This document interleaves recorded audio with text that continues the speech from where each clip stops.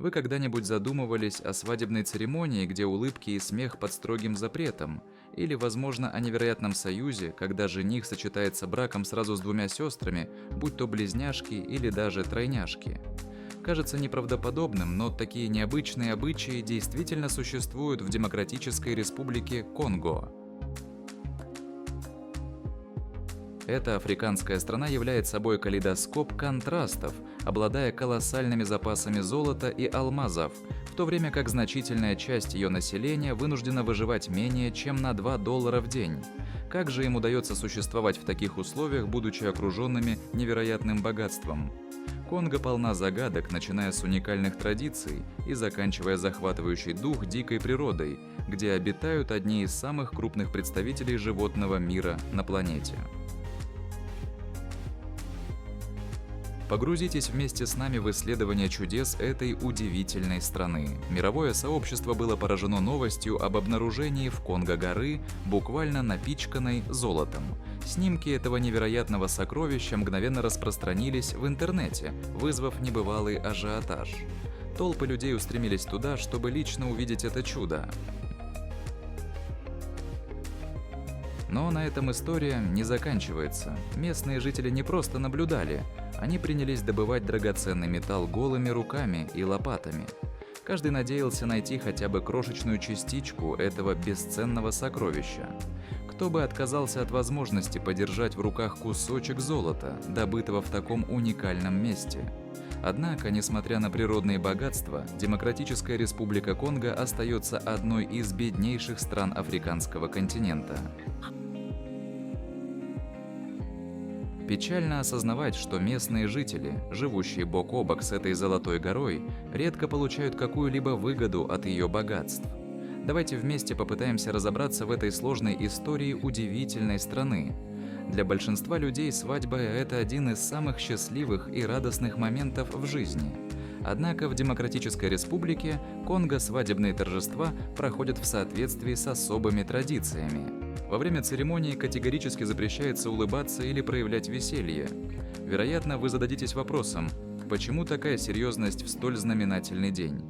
Ответ кроется в глубоко укоренившихся культурных и духовных убеждениях конголезского народа. В Конго свадьба – это не просто союз двух любящих сердец, это глубокая связь между двумя семьями и их общиной.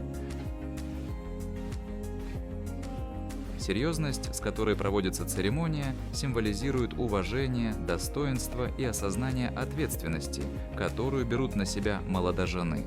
По мнению местных жителей, смех может нарушить торжественность момента, принести несчастье или даже осквернить святость события.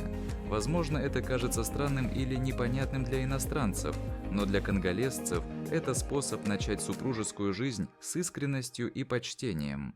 Интересно, существуют ли в других странах подобные необычные свадебные традиции?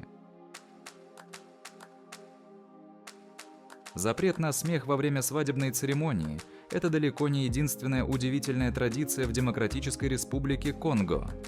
Представьте себе ситуацию, если вы намереваетесь жениться на женщине, у которой есть сестра-близнец, вам придется жениться сразу на обеих, а если у невесты есть сестра из тройни, то вам придется взять в жены всех троих. Эта удивительная традиция имеет свои корни в культурных и религиозных верованиях канского народа. В 2022 году этот обычай привлек внимание всего мира, когда житель восточной части Конго по имени Луиза сочетался браком сразу с 3 сестрами – Наташей, Натали и Надикой. Их свадьба стала вирусной в социальных сетях, привлекая внимание к этой поразительной традиции. Но почему они так поступают? В Конго верят, что совместное проживание близнецов или тройняшек под одной крышей приносит в семью счастье, удачу и гармонию. Разлука сестер, напротив, может привести к бедам и разладу как в отношениях пары, так и между их родственниками. Для постороннего наблюдателя это может показаться странным, но для канского народа это проявление уважения к культуре и семейным узам. Для них брак – это не просто союз двух людей, а союз, приносящий благополучие и равновесие в общество. Наше путешествие по удивительным свадебным обычаям Конго только началось. В самом сердце Конго обитает удивительное племя, известное своей уникальной культурой и низким ростом – пигмеи. Это одна из коренных народностей Конго, чей образ жизни поистине необычен и позволяет глубже понять все культурные богатства региона. Их часто с любовью называют «маленьким народом Африки». Большинство взрослых пигмеев имеют рост от 1 до 1,5 метров, примерно от 3 до 5 футов. И лишь некоторые мужчины достигают отметки в 1 метр 60 сантиметров. Однако, несмотря на небольшой рост, их культурное наследие поистине огромно.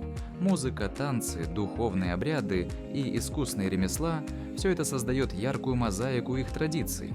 В целях поддержки пигмеев и сохранения их культуры многие международные организации развивают устойчивый туризм. Посещая их общины, туристы не только получают уникальный культурный опыт, но и помогают улучшить условия жизни представителей одного из древнейших и самых стойких народов региона. Кроме того, эти программы направлены на сохранение уникальных традиций и знаний пигмеев, которые передаются из поколения в поколение. В некоторых общинах Конго стандарты красоты определяются весьма необычным образом – по длине головы человека. Удлиненная форма головы считается высшим эталоном красоты и благородства. Эта удивительная традиция глубоко укоренилась в культуре местных народов на протяжении многих поколений, символизируя элегантность и высокий социальный статус. Несмотря на то, что местные жители бережно хранят этот обычай, он вызывает споры среди посторонних, особенно в современных медицинских кругах. Многие ставят под сомнение безопасность такой практики и возможные риски для здоровья, что добавляет остроты в дискуссию вокруг того, что для местных жителей является предметом гордости. Как вы относитесь к такому необычному стандарту красоты? В то время как большинство стран празднуют наступление Нового года ежегодно, в Конго существует уникальная традиция устраивать масштабный новогодний фестиваль всего лишь 1 раз в 50 лет, а иногда и реже.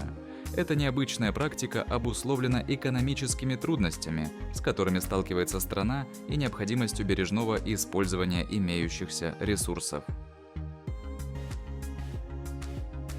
Конго обладает огромными запасами природных богатств, включая внушительные залежи кобальта и меди.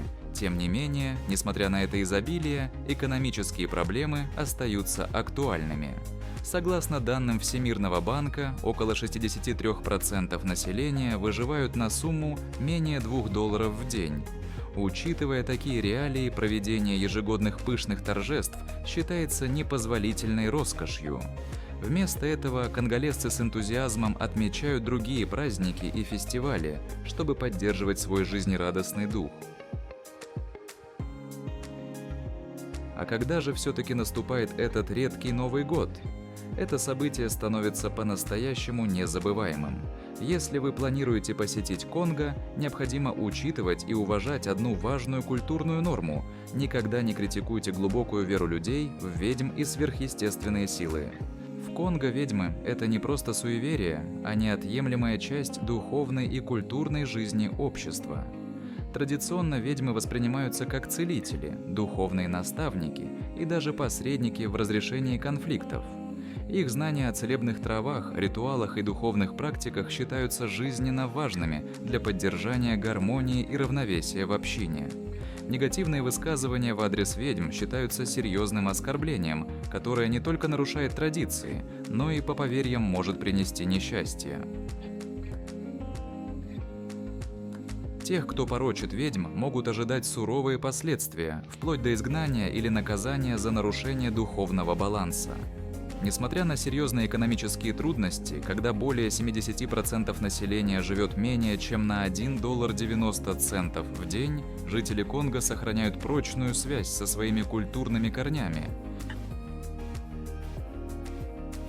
Их вера в сверхъестественное и роль ведьм продолжает формировать повседневную жизнь, придавая людям стойкость и сплоченность в сложных условиях. Поделитесь своими мыслями в комментариях. Если вам когда-нибудь доведется побывать в Браззавиле, столице Республики Конго, то вы наверняка обратите внимание на мужчин, уверенно дефилирующих по улицам в ярких и дорогих костюмах. Эти элегантно одетые люди принадлежат к уникальной субкультуре под названием САП, что является аббревиатурой от Société des ambianceurs et des personnes élégantes – общество создателей атмосферы и элегантных людей. Особенность САП заключается в поразительном контрасте между их внешним видом и реальным положением в обществе. Многие из этих мужчин живут в условиях бедности, но их преданность стилю остается непоколебимой. Движение зародилось в начале 20 века, когда французские колонизаторы принесли моду класса люкс в регион.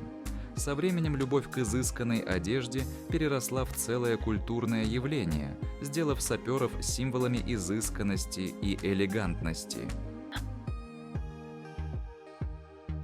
Преданность саперов впечатляет, особенно если учесть, что средний годовой доход в Конго составляет около $3000.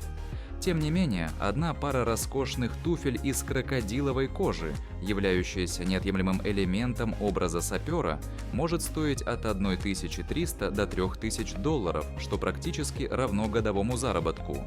Для саперов стиль – это не просто способ самовыражения, это образ жизни.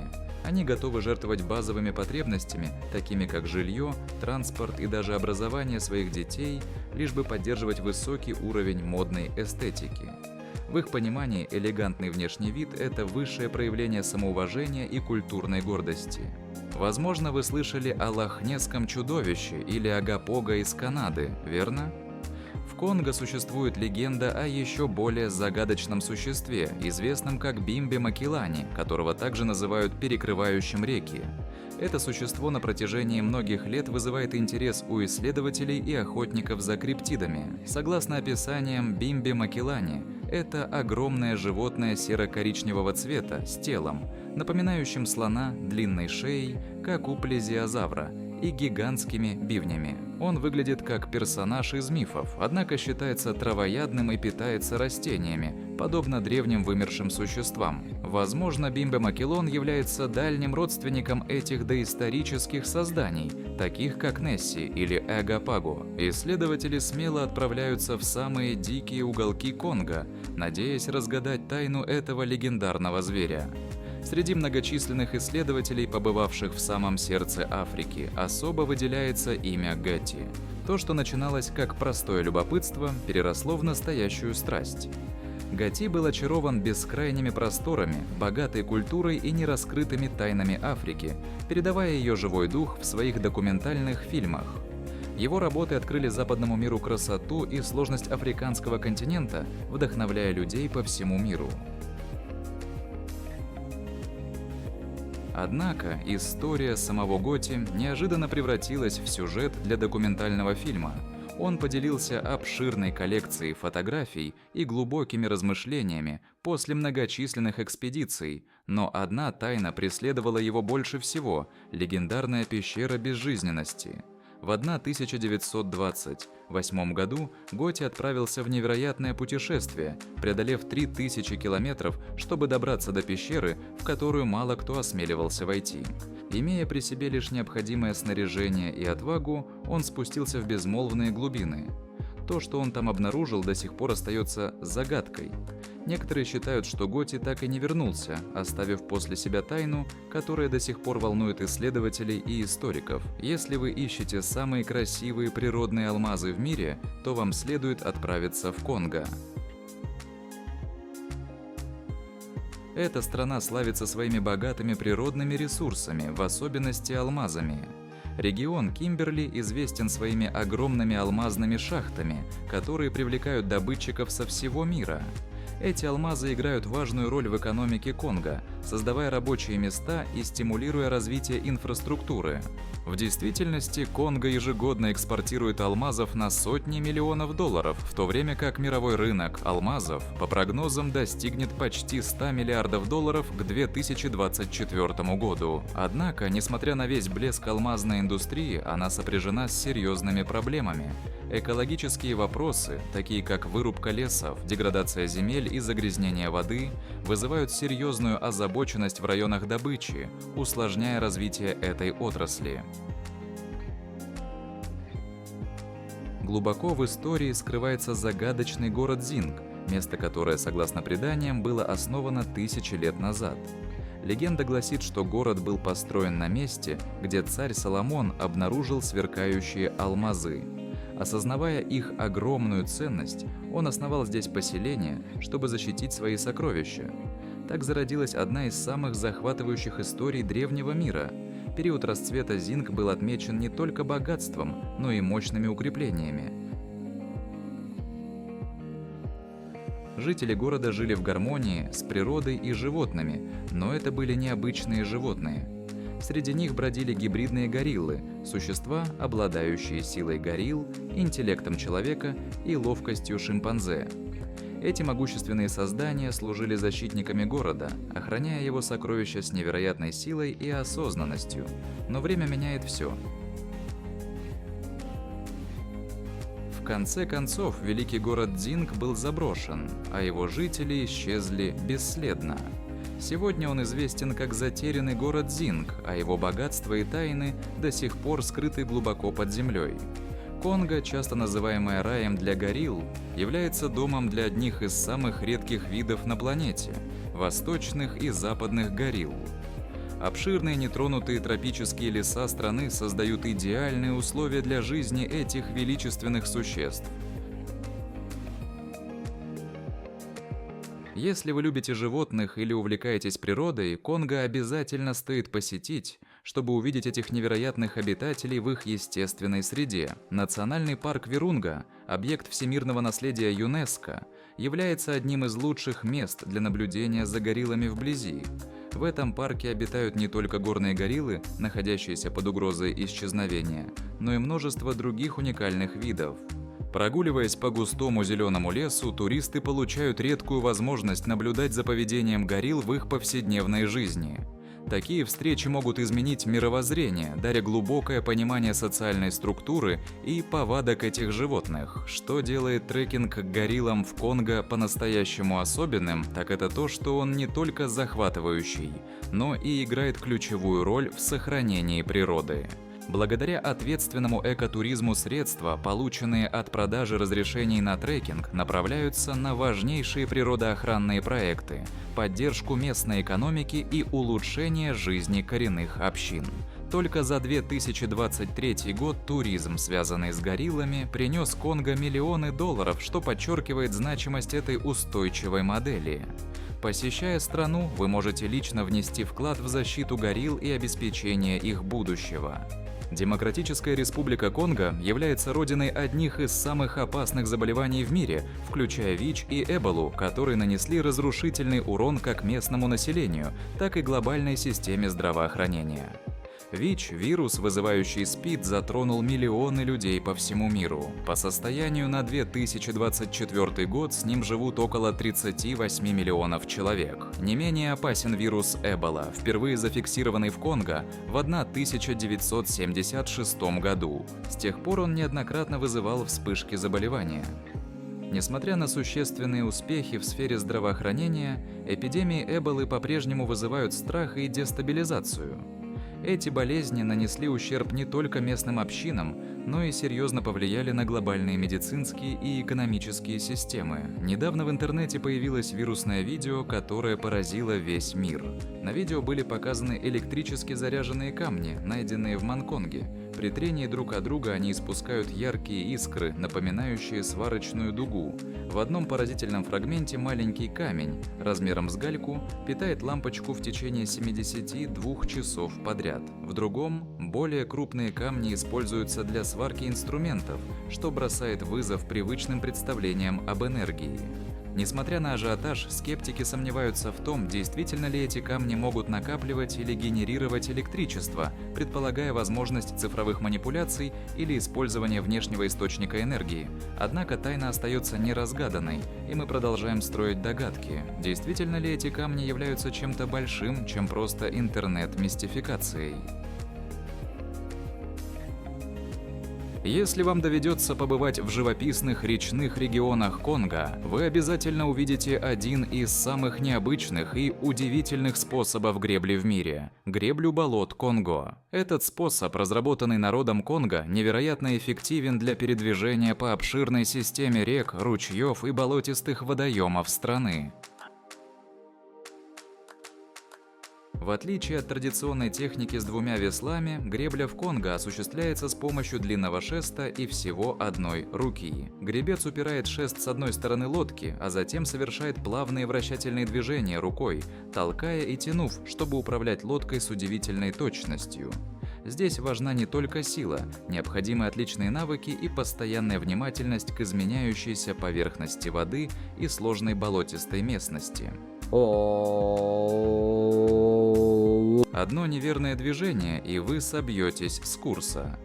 Для жителей Конго этот способ гребли не просто практичное решение, это символ их глубокой связи с водой и способности адаптироваться к окружающей среде. То, что может показаться необычным для туристов, является неотъемлемой частью жизни, наглядно демонстрируя, как человеческая изобретательность помогает справляться с вызовами природы. Этот выдающийся метод является воплощением инноваций и традиций, истинным свидетельством находчивости региона. Представьте себе, как расплавленная лава вырывается в небо, разбрасывая пепел и огненные потоки на многие километры. Это настоящая взрывная мощь извержения вулкана, и нет места более подходящего для такого зрелища, чем восточный регион Демократической Республики Конго, где вулканы формируют как сам пейзаж, так и повседневную жизнь людей. Здесь расположено 6 величественных вулканических гор, включая знаменитые гору Бесоки, гору Немурагира, гору Нёнга, Майя-Мотом и вулканы Чинда. Эти вулканы образовались в результате движения тектонических плит, создавшего идеальные условия для вулканической активности. Особенно выделяется горный массив Вирунга, самая высокая горная цепь в Африке. Две звезды этого вулканического пейзажа – Гаранье, Мурагира и гора Нёнга. Гаранье-Мурагира – активный щитовой вулкан, расположенный возле озера Киву. Его последнее извержение произошло в 2021 году, и по сей день он остается мощным напоминанием о силе природы. Рядом с ним возвышается гора Нёнга, еще одна ключевая точка этого нестабильного региона. Одной из самых поразительных особенностей горы Нёнга является ее лавовое озеро, природное чудо, вызывающее как восхищение, так и опасения у тех, кому посчастливилось его увидеть. Однако извержения в этом регионе могут быть смертельно опасными. В 1977 году одно из таких извержений унесло жизни около 2000 человек, навсегда закрепив за этим местом репутацию одного из самых опасных вулканических регионов Африки. Не случайно эти вулканы прозвали ужасными вулканами Африки. И все же в этом есть интересный парадокс. Несмотря на свою разрушительную силу, извержения приносят жизнь.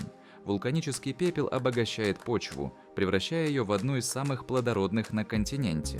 Это уникальное сочетание опасности и изобилия поддерживает процветающую флору и сельское хозяйство, делая регион динамичным и постоянно меняющимся.